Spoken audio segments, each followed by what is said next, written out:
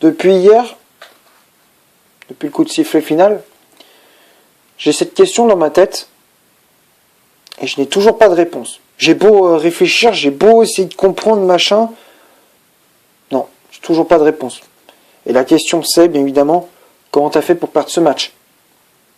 Comment t'as fait? Non mais je sais pas. Franchement, je ne comprends pas. Je ne comprends pas les joueurs, ils avaient aucune envie, pas d'agressivité, pas de réaction, c'est vide. Voilà. Là, c'est vide, quoi. Franchement, t'as l'impression que les matchs se suivent et se ressemblent quasiment. C'est tout le temps la même chose en Ligue 1. Alors, des fois, t'as des matchs où, franchement, c'est de bonnes prestations, mais c'est à compter sur le bout des doigts. Comme je l'avais dit, je crois, contre Nice, ça comptait sur le bout des doigts. Parce que là, depuis le début de saison, c'est tout le temps la même chose. Première mi-temps, tu fais une bonne prestation, et la deuxième mi-temps, plus rien. Voilà, ça part complètement en couille. Les joueurs, ils respectent pas leur poste. Franchement, tu sais pas pourquoi. Tes des passes, c'est d'une grande n'importe quoi. Le jeu n'a plus aucun sens. Ça n'a ni queue ni tête. Ça a aucun sens. Franchement, voilà. Franchement, je ne comprends pas. Voilà, depuis le début de saison, c'est comme ça en Ligue 1. T'as un coup c'est bien, un coup c'est plus bien, un coup c'est bien, un coup c'est plus bien. C'est les montagnes russes. Voilà. Franchement, le PSG, c'est ça, c'est les montagnes russes. Un coup, ils peuvent faire un super match en Ligue des Champions contre Barcelone, voilà, au match aller. Ils peuvent faire un 4-1, comme le lendemain, perdre contre le FC Nantes. 2-1. Voilà. Franchement, j'ai du mal à comprendre. Je sais, cette intro, elle est bizarre. Je sais, je mets pas le yo tout le monde, c'est tout, salut, ça va. Ouais, là, voilà, c'est une intro différente par rapport à d'habitude. Mais franchement, je ne comprends pas. Franchement, je suis dans l'incompréhension. C'est déjà la 7e défaite. 7e déjà. La 7e. En 29 matchs. Ça en fait pas mal des défaites. Hein. Ça en fait pas mal. Hein. Et en plus, le pire, c'est qu'avant que tu joues le match, t'as Lyon qui fait match nul, qui arrache le nul même face à Reims. T'as Lille qui se déplaçait à Monaco, ils font match nul également, voilà, 0-0. Là, tu te dis, bon, tu joues ce soir, le FC Nantes, tu disais ça, on joue ce soir, le FC Nantes, bon, ça le fait, quoi. Tu vas gagner ce match et tout, 3-0, puis basta, quoi. Voilà, tu t'es promis du championnat, c'est bon. Là, le week-end prochain, t'affrontes Lyon. Après, en milieu de semaine, t'affrontes Lille en Coupe de France. Là, par contre, faudra vraiment se réveiller, parce que moi, j'ai pas envie de voir un Paris Saint-Germain qui ne joue plus rien. Voilà. Si on se fait sortir en Ligue des Champions et qu'on même pas on soit champion cette année, franchement, ça fait vraiment mal. Franchement, ça serait la pire saison du Paris Saint-Germain sous l'ère QSI. Voilà. Alors même si on a connu des saisons galères hein, dans l'histoire du club, mais quand même celle-là, depuis l'arrivée des Qataris, ce serait la pire saison.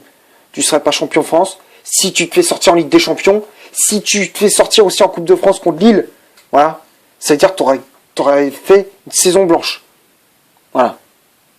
Une première depuis Mathusalem, quoi, depuis un petit moment. Voilà. Après, pour parler du match, qu'est-ce que tu veux dire? Franchement, qu'est-ce que tu veux que je dise de ce match? Alors bravo FC Nantes, eux ils ont fait le taf. Ils ont mis de l'agressivité, de la grinta, même si bon le jeu n'est pas genre ça joue pas comme le Barça, c'est pas comme le Bayern, tout. Bref, c'est pas un jeu magnifique, le FC Nantes, ça, voilà, comme tout, même en tant que voilà, objectivement, c'est vrai que le FC Nantes, c'est pas non plus, voilà, tu vois qu'ils sont dans les bas-fonds de la Ligue 1, ils galèrent, ils changent 50 entraîneurs dans l'année, tu vois que c'est compliqué pour eux. Voilà. Et là, tu vois que tu dis, bon, le FC Nantes, voilà, quoi, normalement, ça le fait pour Paris, ça le fait largement. Et là, tu perds 2-1. Franchement, c'est écœurant. Voilà. Qu'est-ce que tu veux dire? Voilà, tu démarres pourtant dans ce match, voilà, 45 premières minutes, ça va, dans l'ensemble, elles sont plutôt bien.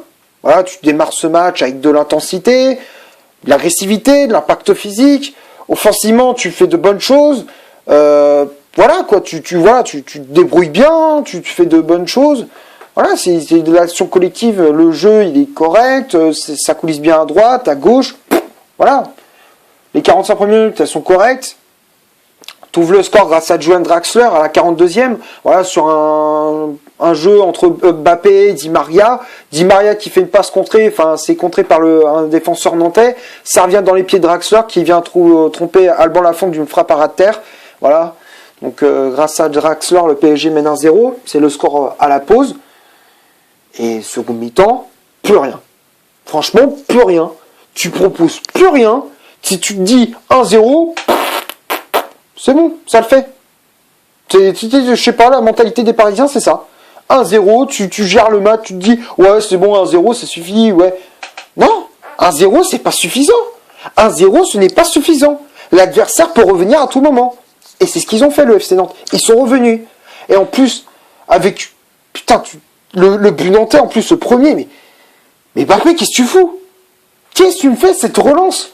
À l'arrière et dans l'axe, en plus. C'est quoi cette relance? En plus, le pire, c'est quand tu regardes le but, tu regardes Mbappé, il a le ballon, en plus, t'as Diallo qui est à côté de lui. Diallo, il est juste à côté d'Mbappé. Tu fais la passe à Diallo, tranquille. Non, je sais pas ce qu'il fait, il te relance ce ballon dans l'axe. Alors forcément, les Nantais récupèrent le ballon, et derrière, Kolo Muani, il a juste parfaitement qu'il en amasse. Et voilà, on relance les Nantais avec ce but. On relance les Nantais, et derrière, quelques minutes après, tu te prends un deuxième. Voilà, sur une contre-attaque, voilà, Moïse Simon qui inscrit ce deuxième but. Voilà, Kolo Muani qui trouve au second poteau Moïse Simon, c'est un jeu entre les deux, voilà. C'est une contre-attaque, et derrière, tu te prends le deuxième but. Voilà. Et derrière, après, tu as essayé de réagir après le deuxième but, mais c'est pas au deuxième but qu'il fallait réagir. C'est déjà à l'égalisation. Il fallait réagir dès l'égalisation. Pas quand tu t'es mené 2-1, pas à ce moment-là du match. Voilà. Et en plus, à la fin du match, tu vois que les Parisiens sont plus dedans. Tu vois qu'ils balancent ce ballon comme n'importe comment, aucune construction, ça ressemble à rien, ça ni queue ni tête. À partir de là, le jeu n'avait plus aucun sens du côté de Paris Saint-Germain. Franchement, il n'y avait plus rien, c'était le néant complet. Voilà, c'était le néant complet. Voilà. Et comme je disais, là, tu vas avoir dans un calendrier très chargé. Là, après ce match-là, tu as un calendrier très chargé. Mercredi, tu joues contre Lille en Coupe de France. Et là, tu as intérêt vraiment à te bouger le cul. Voilà. Tu as vraiment intérêt à montrer un autre visage. Après, en championnat, dimanche, tu affrontes Lyon. Et c'est là où ça va jouer le championnat. Là, ça va jouer parce que si tu ne gagnes pas contre Lyon, le championnat, tu peux lui dire adieu. Tu peux dire au revoir. Voilà, c'est mort. Si tu perds contre Lyon, c'est mort. C'est fini. C'est fini, tu seras pas champion. Voilà, cette année, tu seras pas champion. Si tu perds contre Lyon le week-end prochain, tu peux dire au revoir au championnat. Voilà. Et après, dans 2 semaines, j'en parle même pas, c'est contre Lille aussi. Donc là, voilà. Si franchement, je te le dis, sincèrement, si on gagne contre Lille et Lyon, franchement, c'est un truc de fou. Mais là, si je te dis, si on prend 4 points sur 6, franchement, c'est un exploit. Voilà, si tu gagnes contre Lyon le week-end prochain et tu gagnes dans 2 semaines contre Lille, franchement, si tu fais match nul, si tu fais 2 victoires ou 1 victoire et un match nul, franchement, c'est un exploit. Franchement, c'est un exploit. Avec le niveau de jeu qu'on affiche, c'est abominable. Franchement, c'est lamentable. Voilà, voilà. Franchement, c'est incroyable. Voilà, donc on va passer maintenant à la composition d'équipe que Pochettino a aligné pour ce PSG Nantes. Donc ça a été un 4-2-3-1. Navas dans les buts du PSG. Charnière centrale, Marquinhos, Kimpembe. Marquinhos qui avait le brassard de capitaine. Les latéraux, Dagba à droite, Diallo à gauche. Danilo et Verratti devant la défense. Rafinha en numéro 10. Draxler, milieu latéral droit.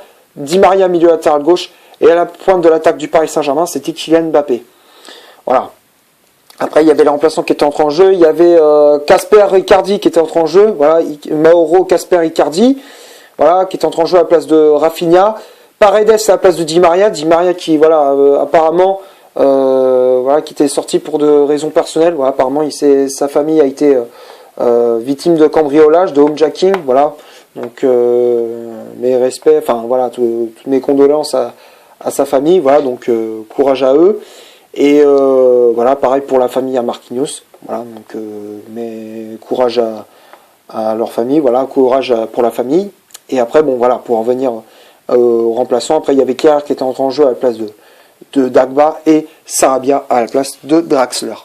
Voilà pour comment dire, le 11 de départ de Pochettino. Voilà. Pourtant c'est le 11 type quasiment du Paris Saint-Germain, l'équipe type. Et voilà, sur le papier, tu as l'impression que Paris Saint-Germain, ils allaient gagner facilement. Haut la main, tiens, tu ne l'as pas. Voilà, franchement, ça, ils te l'ont mis comme ça. Là, le FC Nantes, comme ça, ils te l'ont mis. Voilà, la victoire. Ils l'ont mis dans le huc. Voilà, dans le huc complet. Voilà. J'ai pas d'autres mots, j'ai rien d'autre à dire sur le 11 de départ. Les statistiques. Alors même si bon, Paris Saint-Germain a une possession balle assez stérile, 74% de possession balle pour les Parisiens, 9 corners, 11 tirs au total, donc 5 tirs cadrés, 0 position de hors-jeu. Et du côté du FC Nantes, 26% de possession de balle, 1 corner, 8 tirs au total, donc 5 tirs cadrés, une position de hors-jeu, donc tout ça c'est du côté du FC Nantes. Voilà, même si tu as une position de balle, mais ça fait pas tout. Ça fait pas tout la possession de balle. T'as beau faire la passe à 10 et tout, mais si tu ne crées pas des occasions, mais si t'es pas dangereux, ça sert à rien d'avoir la possession de balle. Tu vois le FC Nantes. Nantes, ils ont eu une possession de balle faible, mais ils ont été dangereux sur les contres. Ils ont été plus tranchants que nous. Ils ont été plus efficaces. Ils ont montré plus d'envie. Voilà. Ils ont gagné le match et c'est logique. Voilà, ça a été logique, tout simplement. Voilà, les stats, ça représente bien la physionomie de ce match. Voilà. Maintenant, les tops et les flops. Bah, franchement, je mets tout le monde dans le même panier. Tout le monde a été mauvais. Il n'y a pas de Marquinhos, Kipembe, Rafinha. Tout le monde a été mauvais. Il y a des joueurs qui m'ont déçu. Voilà, c'est vrai. Navas, franchement, même s'il il a sauvé 2-3 fois le Paris Saint-Germain, c'est pas suffisant. Voilà, Navas, il m'a déçu. Verratti, pareil. Verratti, complètement à la ramasse au milieu de terrain. Déjà contre Barcelone, il a été mauvais. Là, il fait une prestation catastrophique contre le FC Nantes. Pareil, il n'arrivait pas à aligner une passe, il n'arrivait pas un pied devant l'autre. Voilà, Rafinha pareil. Mbappé, mais franchement, Mbappé, mais t'as l'impression dans ce match-là, compare Barcelone au match aller. C'est le Mbappé qu'on dit, ouais, c'est le Mbappé à 180 millions, qu'on l'a payé et tout. On est fiers. Tu sais, qu'on voit un Mbappé, nous, supporters parisiens, on est fiers d'avoir un Mbappé dans notre équipe. Mais quand tu vois un Mbappé comme il a fait contre le FC Nantes, qu'il n'englambe pas une, mais je me demande, hein, je sais que je vais être trash, je sais que je vais être un peu comment dire, un peu saignant, un peu sévère, tu vois, mais je suis obligé. Là, je me demande à la fin du match, est-ce que Mbappé, dans son maillot, est-ce qu'il a mouillé le maillot, justement? J'ai pas l'impression, hein, j'ai pas l'impression qu'il a transpiré beaucoup à la fin du match, hein. Moi, j'ai pas l'impression, hein. Franchement, c'est, voilà, Mbappé, franchement, quand tu vois ce Mbappé, il est dégueulasse, il est écœurant. Franchement, il m'écœure quand je vois... Pourtant, j'aime bien Mbappé. Franchement, c'est un joueur que j'aime beaucoup. Mais quand je vois ce qu'il a fait hier contre le FC Nantes, mais tu te dis, mais putain, mais reste pas à Paris. Si c'est pour faire ce genre de prestation, reste pas à Paris. Voilà, prolonge pas au Paris Saint-Germain. Voilà, franchement, c'est le message que j'ai envie de dire. S'il n'a pas envie de rester à Paris, s'il veut prolonger au Paris Saint-Germain, c'est dans ce cas, il a intérêt à s'arracher. Voilà. S'il veut prolonger au PSG, il s'arrache alors. Voilà. Il se donne à fond sur le terrain. Voilà. Il mouille le maillot, il fait tout. Chaque match. Que ça soit Ligue 1, Coupe de France, Ligue des Champions, il mouille le maillot à chaque match. Voilà. Mais si c'est pour faire ce genre de prestations comme hier, autant qu'il prenne sa valise et qu'il se casse. Tout simplement. Et c'est pareil pour Neymar. Et on aurait dit, ouais, Neymar, mais si ça avait été Neymar sur le terrain, ça aurait été pareil. S'il faisait la même prestation qu'Mbappé, ça aurait été pareil. Que ça sert à rien de le prolonger. Voilà, tout simplement. Voilà, le message est passé, le message est clair. Voilà, donc c'est tout ce que j'avais à dire pour ce match entre Paris Saint-Germain et le FC Nantes. Voilà, je sais que la vidéo est un petit peu... voilà, je sais que je suis un peu énervé et tout, mais voilà, je suis obligé de passer ce coup de gueule. J'espère tout de même que la vidéo vous aura plu. Si c'est le cas, vous laissez un énorme like.